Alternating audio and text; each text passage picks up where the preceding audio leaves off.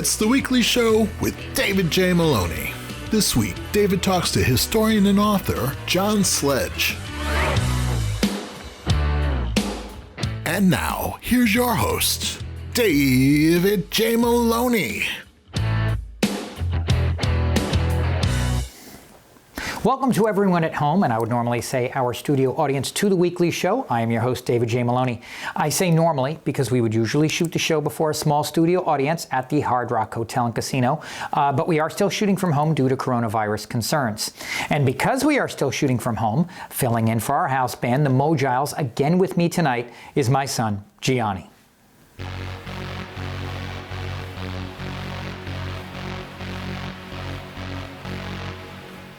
So we finally have a new year. I say that like we were waiting longer for it this year than others. That's probably because we were. And I decided this year that despite the COVID risks, I should probably get a gym membership. Like many of you, I made a New Year's resolution to lose $30 a month. And on New Year's Day, we ate black-eyed peas at my house, which completely undermined my resolution to break less wind. And cities across America had their own variation of the Times Square ball drop. For example, in years past in Pensacola, Florida, they would drop the Pelican in the center of downtown. And this year in Sand Mountain, Alabama, they lowered a mobile home meth lab that touched down at midnight and then exploded. Let's see, Mike Lindell, the My Pillow guy, just recently celebrated a birthday.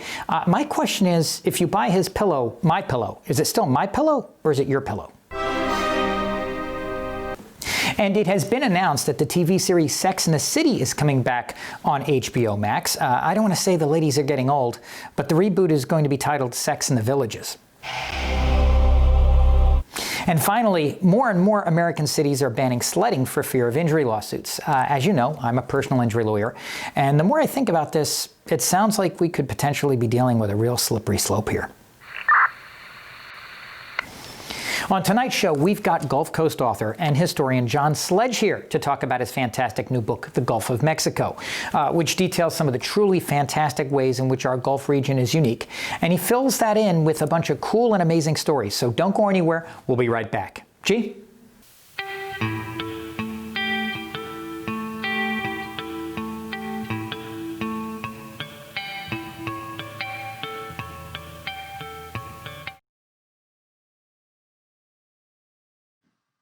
And we are back. Our featured guest tonight has spent his life studying the history of our Gulf Coast and the cities and cultures that call it home. He is currently the architectural historian for the Mobile Historical Development Committee, and he has authored multiple books detailing the amazing history of our area. His new book, The Gulf of Mexico, may be his best achievement yet. And he's here to chat about it. Let's give a warm weekly show welcome to author John Sledge. John, welcome to the show. Thank you so much, David. I appreciate it. Now, many of our locals have heard of you at one point or another, but not as many in our extended viewing area. Can you tell us a little bit about yourself? Yeah, as you mentioned, I'm an architectural historian for the City of Mobile, the Historic Development Commission. I'm going to say architectural historian. That sounds more highfalutin than it is. I tell people it's neither historian nor architect. So we do historic preservation, basically. We work with old buildings. But I've had a lifelong interest in the history of the Gulf Coast. My mom grew up partially in New Orleans, including living a stint in the Pontaba building as a child. My dad grew up in Mobile.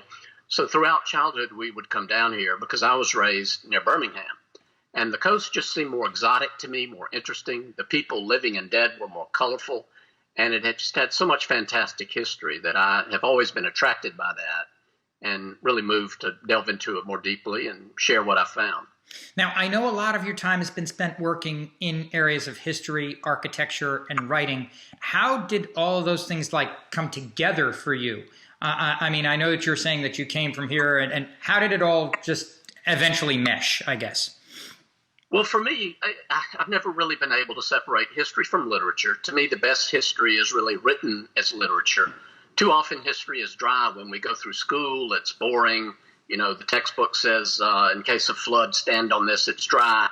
I've really wanted to make it more accessible just for the lay reader and not laden with jargon and theoretical concepts, because it's so colorful and it's so fascinating. And it really is about story. And then also, I've been fascinated by the linkage of history to place. And on the Gulf, you really get that so strongly in cities like New Orleans, Mobile, Pensacola, Biloxi. Not only the live oaks and the sand and the smell of the salt air, but the Indian mounds, such as you have there in downtown Fort Walton, forts like on Ship Island in Mississippi, Fort Pickens, Fort Morgan and Gaines in Mobile Bay. You're just surrounded by the past, and you can't escape the reality. Then you drive down our oak-shaded streets, and you see all the columned buildings and all the historic neighborhoods. You really start to be impressed with how far back this area goes and how visible, what a stamp it's put on the present. And so I've been fascinated to investigate not only that through material culture, but also in terms of how did it affect the architecture, the cuisine, the speech. All of these things were really the result of centuries of mixing throughout the Gulf Basin. And why do you think a lot of us are so, for lack of a better way of putting it, clueless of the history immediately around us, especially when our Gulf Coast is clearly so abundantly rich with it, as you've just explained? Well, I think a lot of people sort of grow up with the idea that history happens somewhere else to other people. And as Shakespeare said, there's history in all men's lives. And certainly when I went through elementary school, we learned about the Pilgrims, we learned about Jamestown, we didn't learn about the Gulf Coast. And of course, now Alabama history is only available in fourth grade here. They've taken it out of the ninth grade text. I'm not sure in Florida, Mississippi, or Louisiana what it's like. So we really grow up ignorant of the history around us. We might see certain landmarks and have a vague idea that something happened there.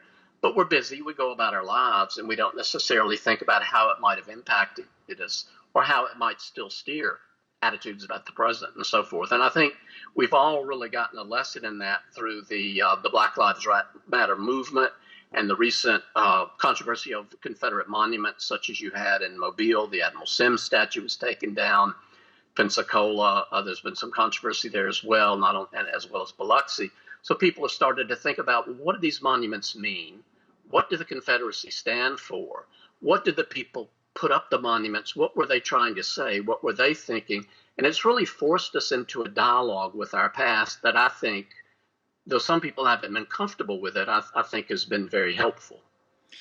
We just had Ben Raines on the show recently, and we talked about the Clotilda. And I guess most Mobilians had no real idea of that history before the discovery got all the media attention. What are your thoughts on that? Well, the Clotilda has been an incredible story, really of worldwide importance. And I think a lot of local people in Mobile Bay knew about it vaguely, but not a lot of detail. And what's been fascinating about the story of the discovery is the way some of the descendants now have become publicly visible through various film projects, magazine and newspaper pieces, Anderson Cooper's recent coverage on 60 Minutes, where many of them were interviewed, and people have really begun to see the direct connection with the past, these people and the lives they've lived, to that incredible experience and those original folks that were brought over. It's really an amazing lesson about the presence of the past. Now, as the architectural historian for the Mobile Historical Development Committee, I guess what can you tell us about the architectural history specifically of our city and our area? Because there are times in which in many ways it looks like New Orleans, but in other ways it doesn't. And there's French, there's Spanish, what can you tell us about that? Yeah, certainly when you drive down our streets, you're struck by the monumental architecture buildings like Barton Academy and in downtown Mobile, or in Pensacola, the Sanger Theater, and certainly marvelous examples, the Cabildo and the St. Louis Cathedral and Jackson Square in New Orleans. So these are buildings that have really become landmarks. They're on postcards. Everybody knows a little bit about them. But what's fascinating are the warp and the woof that connects all of them, the neighborhood streets. Government Street, you go down Mobile, it's lined with oaks. You see all these beautiful mansions. But if you go off a block or two in either direction, you see more modest homes of the middle class. And then a few blocks further on, and you'll see the shotgun houses of the working classes. So you really get a very complete picture of social class through architecture in these places. And you also get a sense of how the architecture defines place. though we have a lot of historic houses, they're different from what you might have in Nashville or Memphis or Atlanta. They built for the climate here. Porches are very important. We also have cast iron.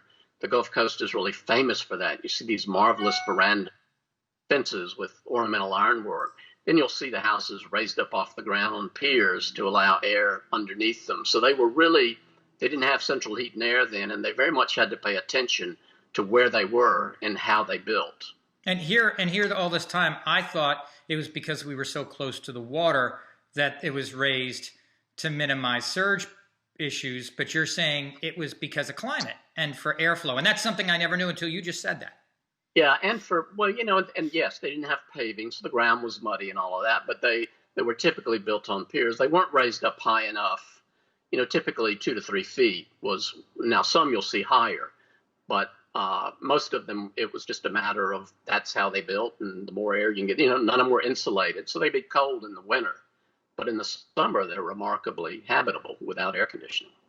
What do you think makes the architecture of Mobile so special or so much different from I guess, other places? Is it that so much of it is managed to survive? Because Mobile is a remarkably old city, just as Pensacola and St. Augustine. Exactly. No, a lot of it has survived. We often compare ourselves to Charleston, Savannah, New Orleans. They all have great laboratories of historic buildings, but it is the fact that we have so much, and we have so much variety. It isn't just the mansions. It's everything from the shotgun houses and the Creole cottages up to the Greek Revival mansions and the Victorian Queen Anne houses of the lumber magnates and so forth. So it really is the variety as much as anything that we still have.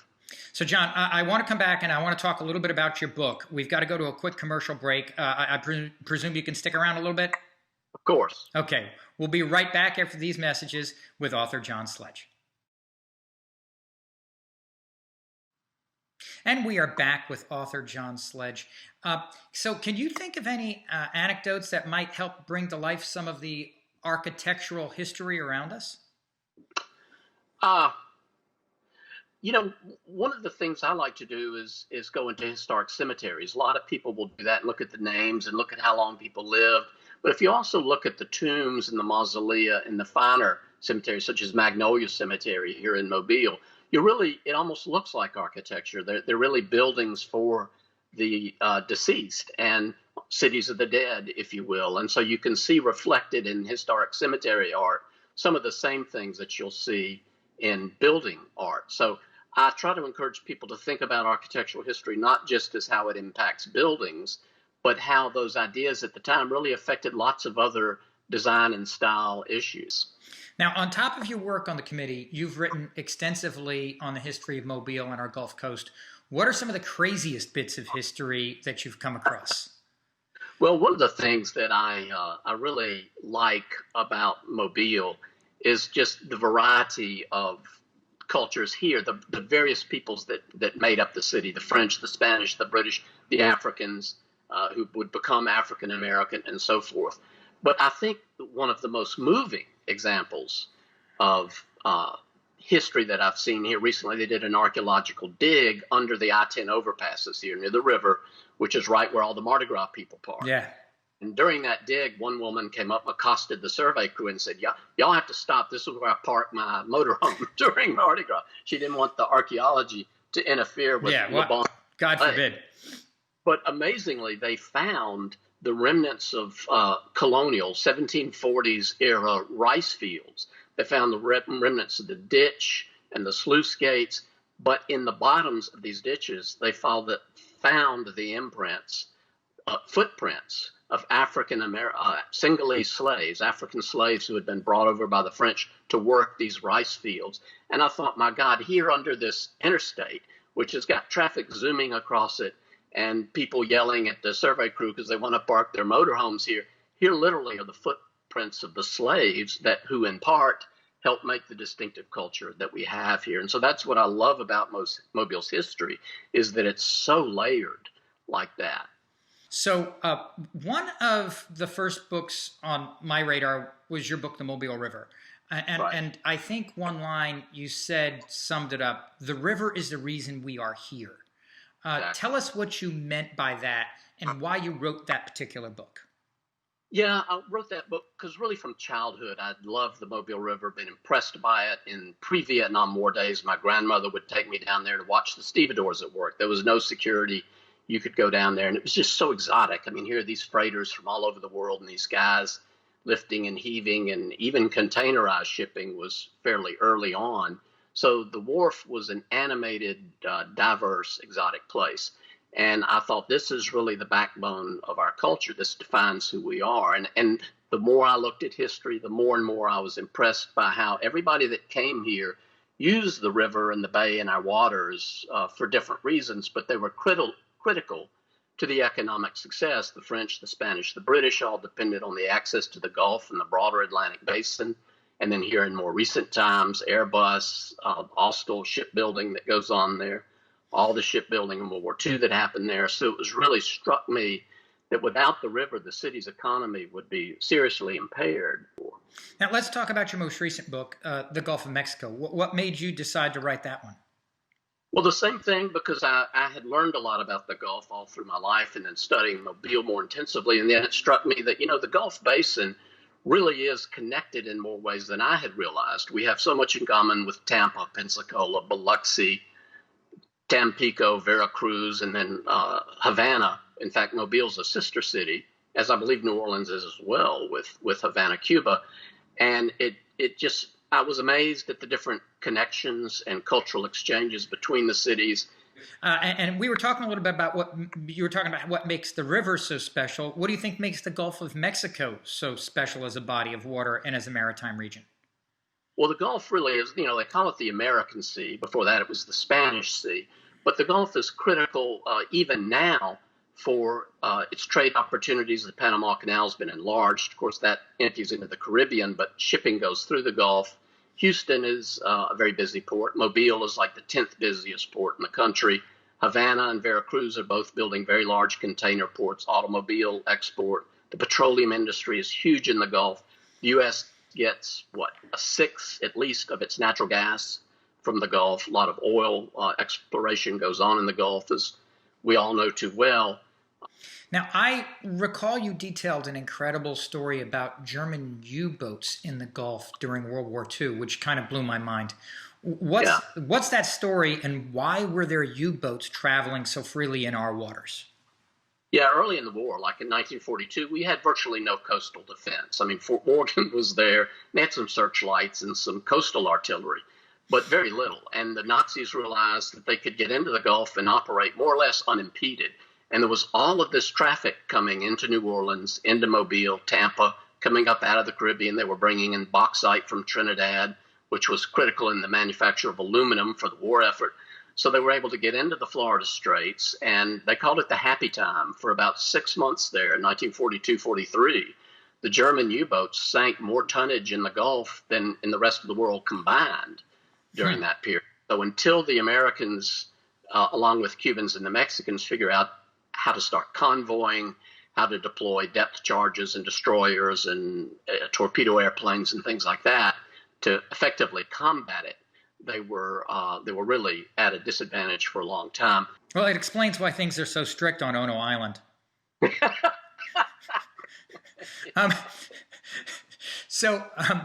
I believe you also talk about in the book how a certain truck driver revolutionized shipping containers. Tell us about that.